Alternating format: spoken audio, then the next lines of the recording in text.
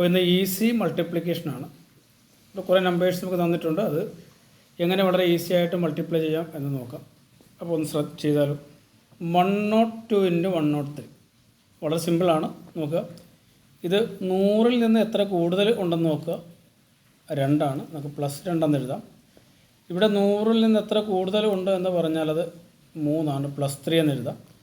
ഈ 2ഉം 3ഉം കൂടെ മൾട്ടിപ്ലൈ ചെയ്യുക. 2, 3, 6. നമ്മളിവിടെ എപ്പോഴും 2 ഡിജിറ്റ് വേണം. ഇവിടെ 1 ഡിജിറ്റേ ഉള്ളൂ. നമുക്കൊരു 0 കൂടെ ചേർത്ത് 2 ഡിജിറ്റ് ആക്കാം. ദെൻ ഈ 102ഉം ഈ 3ഉം കൂടെ കൂട്ടുക. അല്ല എന്നുണ്ടെങ്കിൽ ഈ 103ഉം ഈ 2ഉം കൂടെ കൂട്ടുക. ഈ രീതിയിലാണ് അത് കൂട്ടുക. ഒന്നുകിൽ ഇങ്ങനെ കൂട്ടുക, അല്ലെങ്കിൽ ഇങ്ങനെ കൂട്ടുക. 2 രീതിയിൽ കൂട്ടിയാലും നമുക്ക് എത്ര കിട്ടും? 105 എന്ന് നമുക്ക് കിട്ടും അല്ലേ? അതാണ് ഒന്നാമത്തെ ക്വസ്റ്റ്യൻ.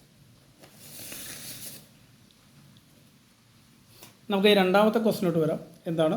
106 × 109. ഇവിടെ എത്ര കൂടുതലുണ്ട്? 100-ൽ നിന്നും 6. ഇവിടെ എത്ര കൂടുതലുണ്ട്? 9. 6, 9ഉം കൂടെ മൾട്ടിപ്ലൈ ചെയ്യുമ്പോൾ 9, 6 എന്ന് പറയുന്നത് 54 ആണ്. പിന്നെ നോക്കാം, 106ഉം ഈ 9ഉം കൂടെ കൂട്ടുക, അല്ലെങ്കിൽ 109ഉം 6ഉം കൂടെ കൂട്ടുക.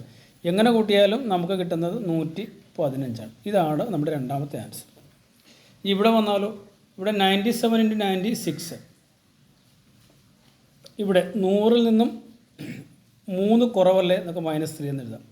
ഇവിടെ 100-ൽ നിന്നും 4 കുറവല്ലേ, നമുക്ക് -4 എന്ന് എഴുതാം. ഈ -3ഉം -4ഉം കൂടെ മൾട്ടിപ്ലൈ ചെയ്യുക. 4, 3, 12 അതെഴുതുക.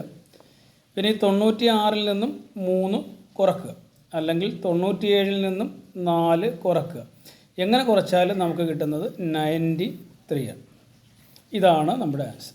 അടുത്ത നോക്കുക, 95 × 91.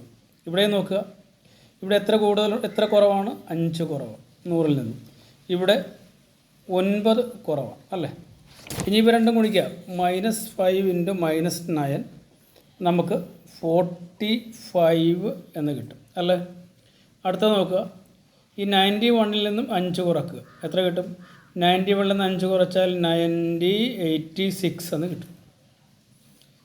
അല്ലെങ്കിൽ 95-ൽ നിന്ന് 9 കുറച്ചാലും മതി. അപ്പോഴും നമുക്ക് കിട്ടുന്നത് 86. ഇനി അടുത്ത് നോക്കുക, 104 × 107. ഇതിൻ്റെ ആൻസർ നിങ്ങളൊന്ന് കമൻറ്റ് ചെയ്യണം.